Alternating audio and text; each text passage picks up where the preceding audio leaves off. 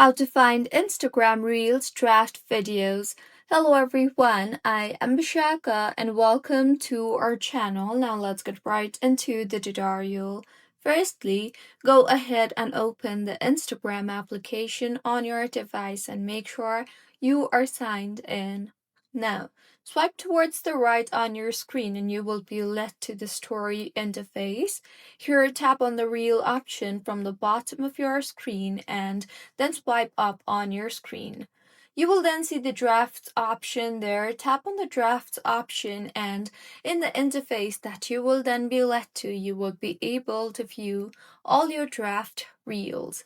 So, this is how you can find Instagram Reels in draft videos. If you find this tutorial helpful, please like the video and do comment if you have any queries.